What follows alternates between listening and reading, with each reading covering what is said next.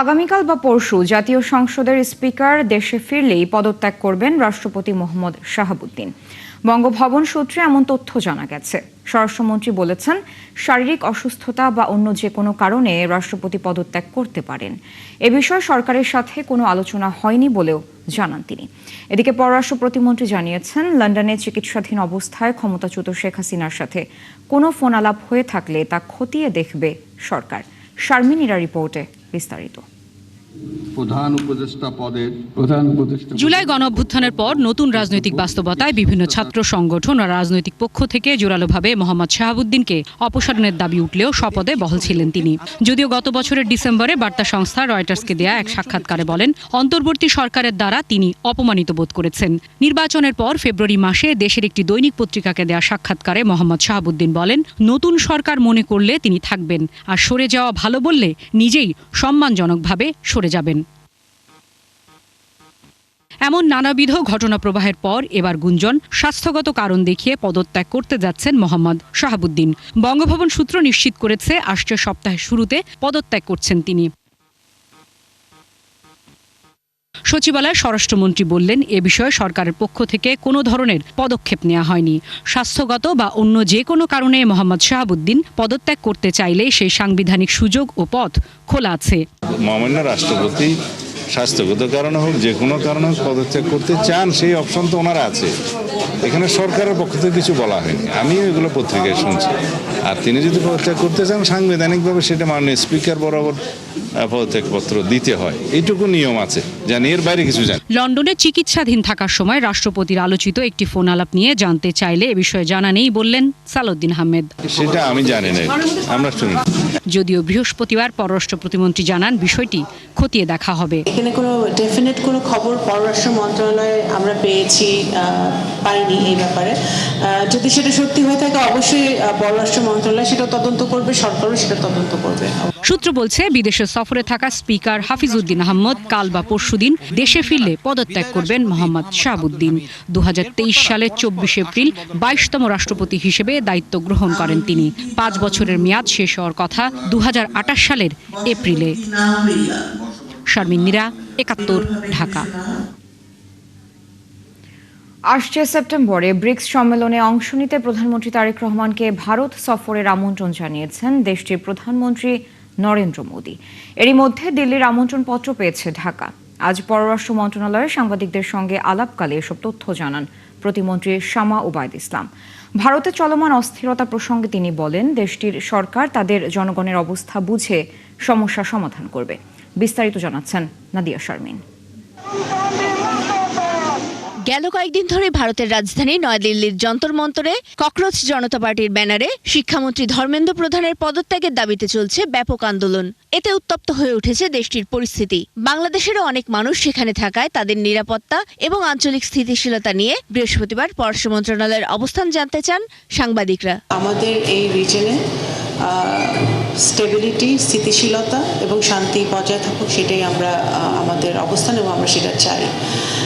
একটি গণতান্ত্রিক সরকার হিসেবে, গণতান্ত্রিক রাষ্ট্র হিসেবে আমরা আশা করব যে ভারত আরেকটি বিশ্বের বৃহত্তম একটি গণতন্ত্র, সেই গণতান্ত্রিক সরকার হিসেবে তারা তাদের জনগণের অবস্থান দেখবে এবং সমস্যা সমাধানের দিকে দ্রুত গতিতে আগাবে, সেটা আমরা আশা করি। এদিকে 12 ও 13 সেপ্টেম্বর নয়াদিল্লিতে অষ্টাদশ ব্রিক্স শীর্ষ সম্মেলন অনুষ্ঠিত হবে।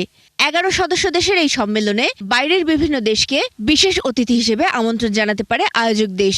সে অনুযায়ী সদস্য না হলেও বাংলাদেশের প্রধানমন্ত্রী তারেক রহমানকে ভারতের প্রধানমন্ত্রী নরেন্দ্র মোদি আমন্ত্রণ জানিয়েছেন বলে নিশ্চিত করেছেন পররাষ্ট্র প্রতিমন্ত্রী। আনুষ্ঠানিক আমন্ত্রণ আমাদের পররাষ্ট্র মন্ত্রণালয়ে এসেছে, আমরা সেটা মাননীয় প্রধানমন্ত্রীর দপ্তরে পাঠিয়েছি। আগামী সপ্তাহে বাংলাদেশ এবং এশিয়া, দক্ষিণ ও দক্ষিণ পূর্ব এশিয়া, মধ্য এশিয়ার মার্কিন বিশেষ দূত সার্জেই গোর আসছেন বাংলাদেশে। এ নিয়েও কথা বলেন তিনি। যুক্তরাষ্ট্রের যে কোনো ডেলিগেশন যে কোনো হাই এন্ড সফর যখন হয়, তখন এটা আমরা মনে করি যে বাংলাদেশ এবং যুক্তরাষ্ট্রের সম্পর্ককে সেটা আরো গভীর হয়, সম্পর্ককে আরো গভীর করবে। তো আমরা আশা করি যে এই সফরের মধ্য দিয়ে আরো নতুন কিছু বেরিয়ে আসবে। আমাদের বহুপাক্ষিক সম্পর্ক আছে যুক্তরাষ্ট্রের সাথে, সেগুলো আরো সুগম হবে এবং আমরা আমাদের বাণিজ্যিক সম্পর্ক, আমাদের পিপল ডিপ্লোমেসি, ইকোনমিক ডিপ্লোমেসি সব কিভাবে সামনের দিকে এগিয়ে নিয়ে যাওয়া হবে সেটাই আলোচিত হবে। বিভিন্ন দেশে বাংলাদেশের পাসপোর্ট ও ভিসা সংক্রান্ত সমস্যা সমাধানে পররাষ্ট্র মন্ত্রণালয় গুরুত্ব দিয়ে কাজ করছে বলেও জানান প্রতিমন্ত্রী। ইউরোপিয়ান ইউনিয়ন, আমাদের মধ্যপ্রাচ্য এবং বিভিন্ন দেশগুলোতে যে ভিসার সমস্যাগুলো আছে এই সমস্যার সমাধানে কিন্তু আমরা কাজ করছি। নাদিয়া শারমিন, একাত্তর, ঢাকা। ফ্যাসিবাদের শেষ চিহ্ন নির্মূল না হওয়া পর্যন্ত আন্দোলন চলবে বলে হুঁশিয়ারি দিয়েছেন জামায়াতে ইসলামীর আমির ডাক্তার শফিকুর রহমান। গণভোটের রায় বাস্তবায়ন ও গণহত্যার বিচার দাবিতে বিকেলে রাজধানীর মিরপুরে দলের সমাবেশে তিনি কথা বলেন। এ সময় দলটির আমির বলেন, গুম, খুন আর আয়নাঘরের অভিশাপ থেকে দেশের মানুষকে মুক্তি দিতেই জুলাই গণঅভ্যুত্থান হয়েছিল, কিন্তু তার মর্যাদা নষ্ট করার চেষ্টা চলছে। পাঠ্যপুস্তক সহ সব জায়গায় জুলাই শহীদদের অবদান তুলে ধরার আহ্বান জানান তিনি।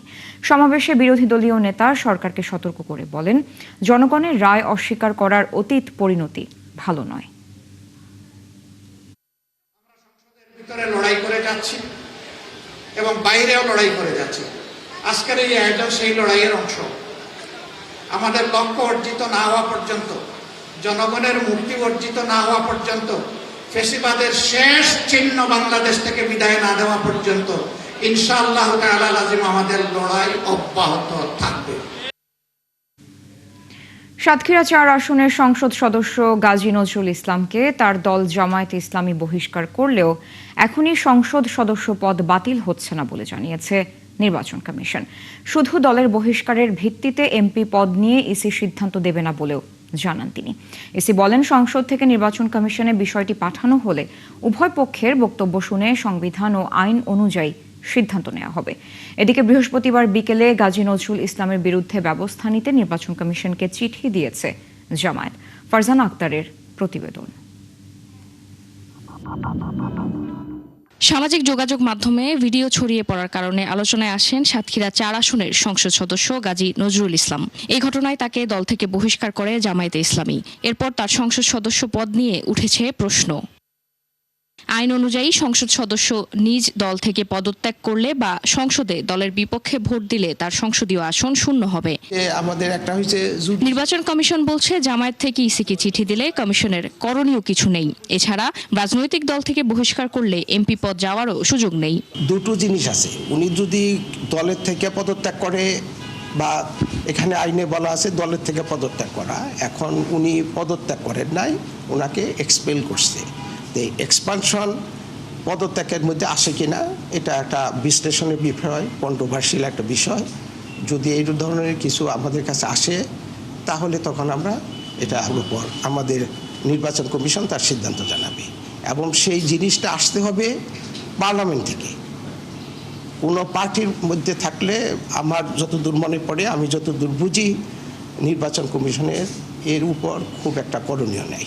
মরাল টার্পিচুটের জন্য যদি কেউ শাস্তিপ্রাপ্ত হন তাহলে তিনি বাড়িতে হবেন।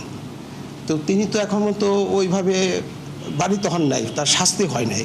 কাজে এটার জন্য নির্বাচন কমিশনের কিছু করণীয় আছে বলে আমার মনে হয় না। কমিশনার জানান, সংসদ থেকে চিঠি পেলে আইন অনুযায়ী ব্যবস্থা নিতে পারে ইসি। আর্টিকেল 65 হচ্ছে দলের থেকে যদি মেম্বার থেকে পদত্যাগ করে, এটা ইসির কাছে কখনোই আসবে না। উনি মেম্বার থেকে পদত্যাগ করেন, পার্লামেন্ট থেকে পদত্যাগ করেন, কিন্তু উনি যদি দলের থেকে পদত্যাগ করে তাহলে সেই বিষয়টা নির্বাচন কমিশনের কাছে আসবে। 70 অনুযায়ী যদি উনি পদত্যাগ করেন তাহলে এই 70-র এই বিষয়টা একটা ডিসপিউট, সেই ডিসপিউটটা পার্লামেন্ট নির্বাচন কমিশনের নিকট রেফার করলে নির্বাচন কমিশন সে ব্যাপারে যথাযথ তদন্ত করব বা শুনানি করব, ব্যবস্থা করব। 75 বছর বয়সী নজরুল ইসলাম সাতক্ষীরা 4 আসনে 1991 সালে প্রথমবার সংসদ সদস্য হন। এবার তিনি তৃতীয়বারের মতো নির্বাচিত হয়েছেন। ফারজানা আক্তার, একাত্তর, ঢাকা। বগুড়া উন্নয়ন কর্তৃপক্ষ আইনের খসড়া নীতিগত চূড়ান্ত অনুমোদন দিয়েছে মন্ত্রিসভার 14তম বৈঠকে। বিকেলে প্রধানমন্ত্রী তারেক রহমানের সভাপতিত্বে বৈঠকে এ অনুমোদন দেওয়া হয়। বগুড়া ও এর আশপাশের এলাকার সমন্বয়ে পরিকল্পিত আধুনিক নগর গড়তে অঞ্চলের ভূ প্রাকৃতিক পরিবেশ ও প্রতিবেশের ভারসাম্য বজায় রাখা, অপরিকল্পিত নগরায়ন রোধ করা, দুর্যোগ সহনশীল নগর ব্যবস্থাপনা নিশ্চিত করা, তথ্য প্রযুক্তি ও পর্যটন শিল্পের বিকাশ এবং উন্নত নাগরিক জীবন নিশ্চিত করার লক্ষ্যে বগুড়া উন্নয়ন কর্তৃপক্ষ আইন 2026-এর খসড়া মন্ত্রিসভা বৈঠকে উপস্থাপন করা হলে তার অনুমোদন দেওয়া হয়। বৈঠক শেষে বেসামরিক বিমান পরিবহন ও পর্যটন মন্ত্রণালয়ের প্রতিমন্ত্রী জানান, জমির মালিকানা ও ফ্ল্যাট হস্তান্তর প্রক্রিয়া সহজ করতে বৈঠকে আলোচনা হয়েছে। রাজধানীতে অপরাধ বেড়েছে। টিআইবির এমন প্রতিবেদনের সঙ্গে পুলিশের পরিসংখ্যানের মিল নেই বলে দাবি করেছেন ঢাকা মহানগর police commissioner Moseley Uddin Ahmad. গত 2 মাসে রাজধানীর আইনশৃঙ্খলা পরিস্থিতির উন্নতি হয়েছে বলেও তার দাবি।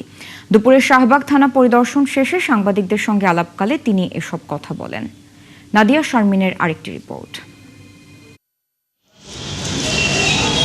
বৃহস্পতিবার দুপুরে শাহবাগ থানা পরিদর্শন করেন ডিএমপি কমিশনার। কথা বলেন পুলিশের বিভিন্ন পর্যায়ের সদস্যদের সঙ্গে। এরপর সাংবাদিকদের প্রশ্নের জবাবে তিনি জানান, ছিনতাই প্রতিরোধে পোশাকধারী পুলিশের পাশাপাশি ডিবি ও সিটিটিসি সদস্যদের 24 ঘন্টা মাঠে রাখা হয়েছে। ছিনতাই শূন্যের পর্যায়ে নিতে কাজ করছে পুলিশ। রিসেন্টলি এই 2 মাসের স্ট্যাটিস্টিক নিয়েছি। এই 2 মাসের যে পরিসংখ্যান, সেই পরিসংখ্যানে আসলে আপনি যেটা বলেছেন যে ঢাকা মহানগরীতে আইন শৃঙ্খলা বা চুরি ছিনতাই বেড়েছে, কিন্তু আসলে আপনার কথার সাথে আমাদের পরিসংখ্যানের বা আমার যে প্র্যাকটিক্যাল যে স্ট্যাটিস্টিক সেটার সাথে মিল পাচ্ছি না। রাজধানীতে চাঁদাবাজ ও অস্ত্রধারী সন্ত্রাসীদের বিরুদ্ধে ধারাবাহিক অভিযান চলছে বলেও জানান তিনি। যে কোনো ধরনের সংবাদ পাবেন আইন শৃঙ্খলার অবনতির, অবশ্যই আমাদেরকে জানাবেন। আমাদের জাতীয় জরুরি সেবা আছে, সেখানে জানাবেন। আমরা সাথে সাথেই ব্যবস্থা নিব, আর আমরা আমাদের যে ব্যবস্থা সেটা তো আমরা নিচ্ছি। কাজের পরিবেশ ও মানসিক চাপের কারণে পুলিশের আত্মহত্যা প্রসঙ্গে এই কর্মকর্তা বলেন, পুলিশের ব্যক্তিগত ও পারিবারিক যে কোনো সমস্যা ঊর্ধ্বতন কর্মকর্তাদের জানাতে উৎসাহিত করা হচ্ছে। এবং সেই ক্ষেত্রে আমাদের ভিকটিম সাপোর্ট সেন্টারে আমাদের কাউন্সিলর আছে, যাদের কাছে নিয়ে গেলে আমাদের ফোর্সকে তারা কাউন্সিলিং করবে। তিনি বলেন, ডিএমপির নিজস্ব কোনো ডাম্পিং স্টেশন না থাকায় সিটি কর্পোরেশনের সঙ্গে আলোচনা করে নতুন ডাম্পিং এর জায়গা পাওয়ার চেষ্টা চলছে। ফিটনেসবিহীন যানবাহন নির্ধারিত প্রক্রিয়ায় অল্প সময়ের মধ্যেই টেন্ডারের মাধ্যমে সরানোর আশ্বাস দেন তিনি। আমাদের একটি স্ক্র্যাপ নীতিমালা হয়েছে এবং এটি শেষ পর্যায়ে। এছাড়া রাজধানী থানাগুলোতে অফিসার্স ও ফোর্স ব্যারাক আধুনিকায়নে নজর দেওয়া হয়েছে বলেও জানান ডিএমপি কমিশনার। নাদিয়া শারমিন, 71, ঢাকা। চলছে সংবাদ সংযোগ। সরাসরি সংবাদ অনুষ্ঠান দেখতে চোখ রাখুন 71 ফেসবুক পেজ এবং সাবস্ক্রাইব করুন 71 ইউটিউব চ্যানেল। থাকুন 71-এর সাথে।